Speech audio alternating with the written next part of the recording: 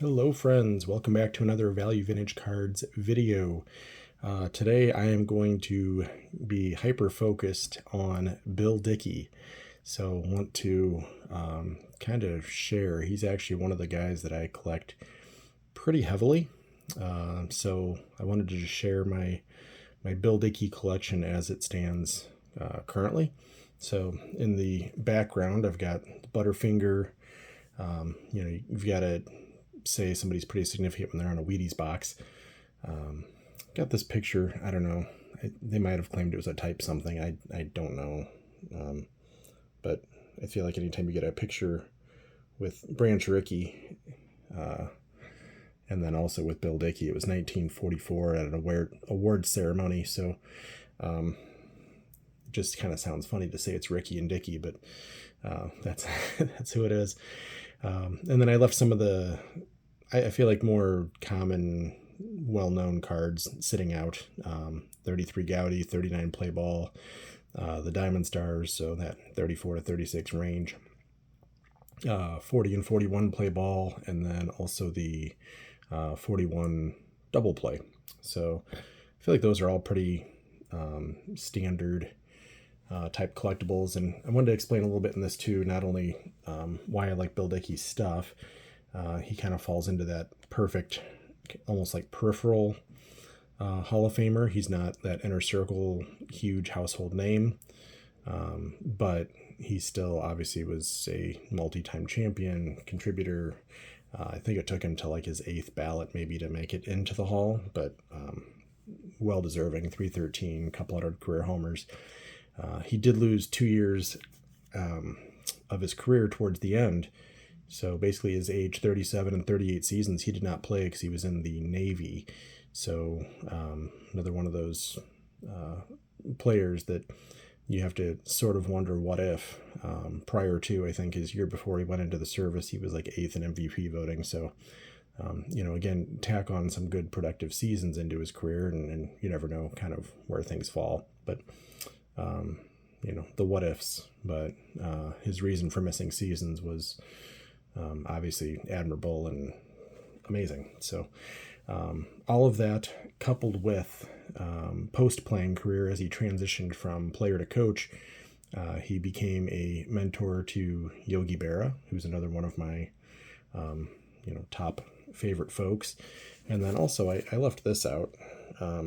If you've not seen that movie, shame on you.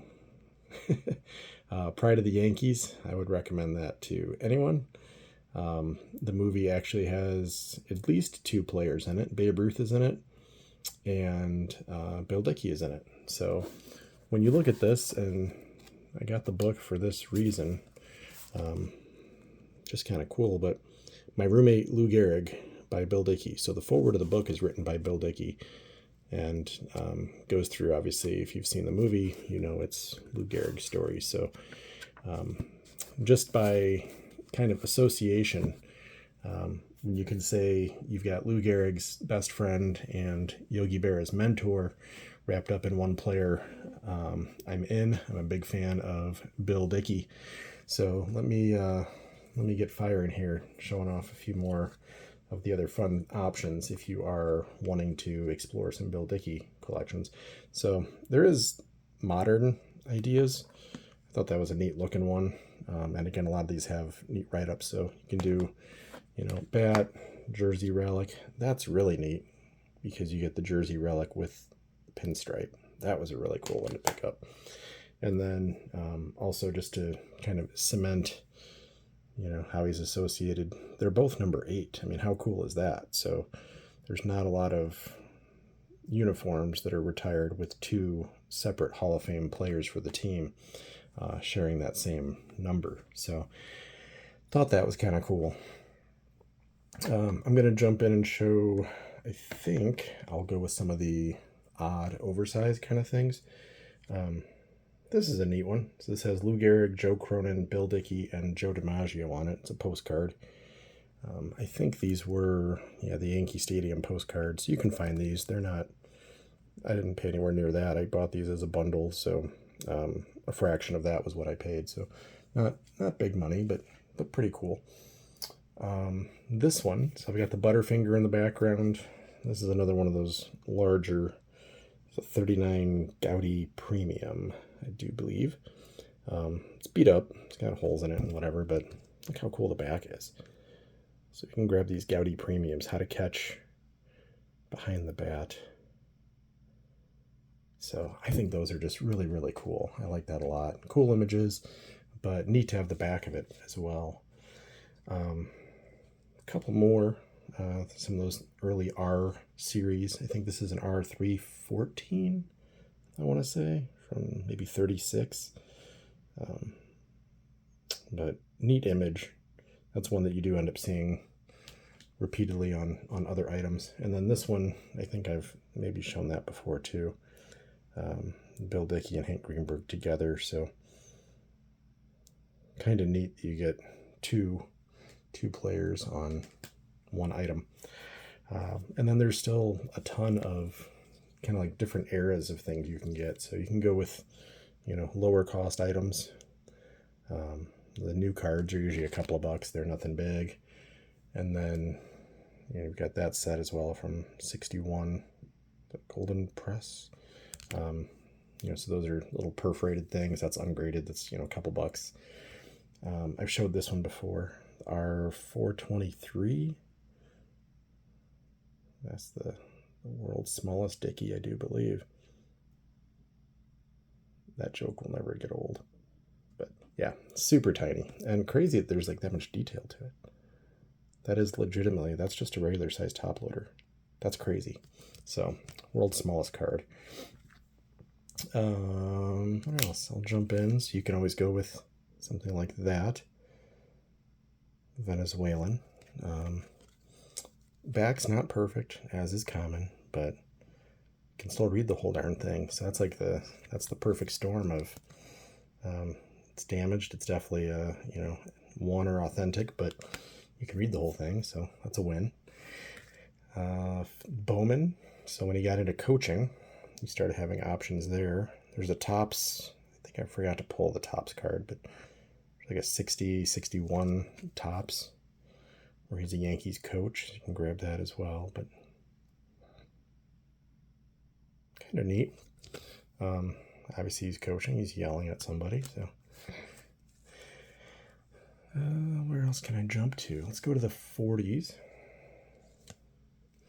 So this is a neat set as well.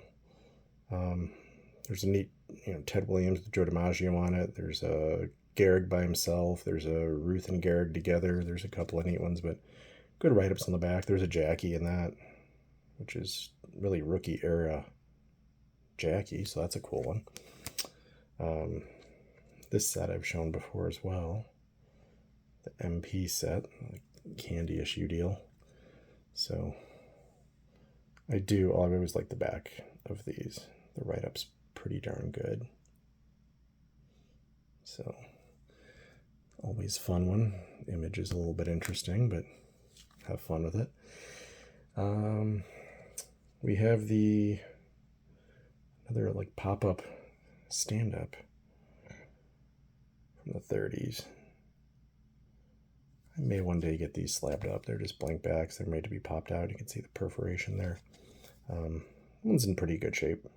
So I'm sure if I were to grade it, it's got, some issues there, but it's not creased in half. There's nothing missing to it. So I mean, at least it would grade. Let's jump over here. I'm going to save a couple of the good ones for later. I got a few good ones here. Here's a weird one. The Propaganda Montiel. So it's listed as the Bill Dickey card. If you're familiar with this, you'll know exactly what's the issue with this card. So I can't read it to you, but it's Bill Dickey. And on the front, it's not. That's Gabby Hartnett. So I guess they just said, I'll take, Hall of Fame catchers for $200 and decided to print the card, but mismatch. So the front is not Bill Dickey. Also have shown a couple. I think I might have shown this one with my Sports Exchange items, since I only have a few blank backs. They're hand cuts, but You know, these are a pretty affordable set, especially when you get them in the quote-unquote lower grades. Since they're hand cut, a 3.5 does not bother me whatsoever.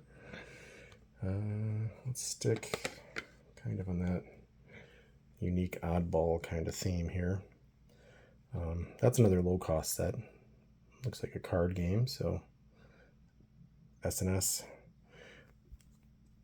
Back is just solid color, but still a good image. It's a small image, and you're kind of into that confusion of, do I want to be able to read it or do I want to see the picture? So those are always, I don't mind a landscape card, but it does get confusing when you're like, how do I display that? Do I want to be able to read it or do I want to see the picture right? So that will cause its own set of confusion for you.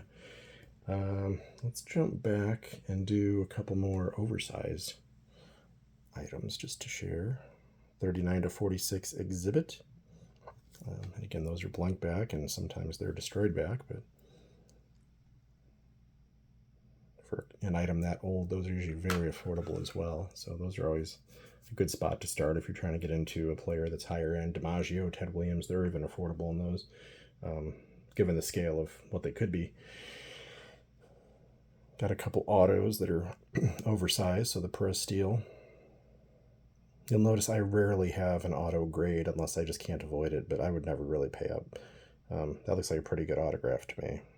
So I'm really happy with that. Cool image too. So I like that a lot. And then I have another one that's a postcard. Postcard with somebody wrote Bill Dickey on it, but luckily he wrote Bill Dickey on the front. That's really what counts. So another authentic autograph. So got a couple of those. I always enjoy picking those up when I can. And then bust out. That's a big dollar one because of the number. So it's an extreme high number, 400 in the 52 top set. So that's big dollars, mostly because of that. And you know, it's a pour. It's got a little bit of surface issues, and it's definitely kind of got the tilt to it. But as a whole, I am very happy with that example, and that didn't break the bank, because those can get really, really gaudy priced fast. Another batter up, so slightly different version. Here goes the Frankenstein collection. Got the BVG holder on that one, but 2.5. I thought that was a really cool image. And same thing, that one's pretty clean. You can tell that was probably never popped out. It's in good shape. Where to go next? I'm running low. All right, we'll go 1936. We'll head to Canada for the Worldwide Gum issue. That's a good one. I like that a lot. That's another nice thing. Between being a catcher and a old school Yankee, his cards are pretty excellent. This entire set, I just love how crisp the writing is. That is like, it's always, I feel like it just looks newspaper fresh. That's the term I always use for it, but it just looks so sharp. So love that card. It's a super cool one. Let's jump to 19, that was what, 36? Let's do 37. So that's a tough set too. O-Peaches, keeping it Canadian. Another pop-out option. This is by far the best pop-out option though, because they actually have a write-up on the back. So if you want to collect it more like a card and not have it be popping out, you get the actual write-up. And on the back, the write-up is in 2 languages. So you get English and French because it's Canadian. So super neat. Good image. Big fan of that. Those are tough to come by. Fairly tough to come by. They sometimes call this a rookie, but I would say it's not. There are items before it. But 32 US Caramel. Cool image. These things don't pop up too often either. So this is another one you kind of, if you want it, you see it, you probably just jump for it. But there's your write-up on the back. Pretty clean version. It's a small set. There's some really big cards in there. There's Ruth, Gehrig, Cobb. I don't have any of those. But I have quite a few of like the next tier stars. So I was glad to pick Dickey up to start building up that set population a little bit for myself. And then I think I'm down to only a couple. So you guys have survived my Bill Dickey run. I'll go with this one. That was a tough one to snag as well. 1933 Warsh Cigar, Bill Dickey. I think that is just one of the coolest. It's got writing on the back, which is why it gets the mark. But a 4 is a really solid grade, and this is a really tough set. If you can pick up one of those, condition probably will not be your determining factor. It'll just be, can you find it? So highly recommend these. I really enjoy. I've got 2 of them now. Seeing them in person, they are really, really neat items. And then the last one is my biggest dollar one, and I know I've shown this at least once, but I think a lot of folks might not realize that this even exists. I don't know, a few of y'all will, but taking a look at the 2. So you've got the standard issue right here, and then you've got this other one that's called a sample. So the standard issue, there's, you know, hundreds and thousands and whatever. There's a normal population of those graded. That's a really nice, clean example of it too. I did well on that, so happy with that example. This one, however, when you flip over, you will see it's got a stamp on the back. Free sample card. So these were handed out. Basically, we think to store owners to promote the set coming out. So several of the players you will see, and they're tough to find. It doesn't matter, common stars, whoever, you'll find sample cards. I want to say there's 15, 16, maybe 20 of these that have been graded. I'm sure there's still some that aren't graded, but the population's pretty gosh darn low. And I believe 6 is still, last I checked, the highest graded. So having the, you know, again, a low pop and highest graded version, which is not always my thing, but, you know, for a card that normally is, you know, $100 and some in good shape, to find one where you can really make it extremely rare and one of the nicest graded versions of that same card. You know, it is crazy though. On the front, there is no difference. It looks like the exact same card. So that is my Bill Dickey collection. I'm sure somewhere just like that 61, I think it is, tops. I'm sure there's a few others there, and I'm sure I'll be adding to this over the course of time, because it's by no means complete, but done pretty well gathering kind of a pretty good span of his cards. Still don't have his first, you know, exhibit card, things like that. So there's still ones I'm watching for, but just wanted to share where we're at right now with the Bill Dickey collection. A little bit about why I keep him kind of in my top 10 of people I collect. You know, being a best friend of Gehrig and a mentor to Berra is, to me, just such a cool story. And he, as a man, seemed to be, you know, just a good person, good teammate, definitely a winner, and an elite catcher, probably just outside of the Mount Rushmore, but at least in the debate, in the discussion. So if you haven't seen Part of the Yankees, go see it. You will see Bill Dickey in the movie and Babe Ruth, and learn a little bit more about Lou Gehrig as well. So until next time, I will catch you all on the next video. Thanks.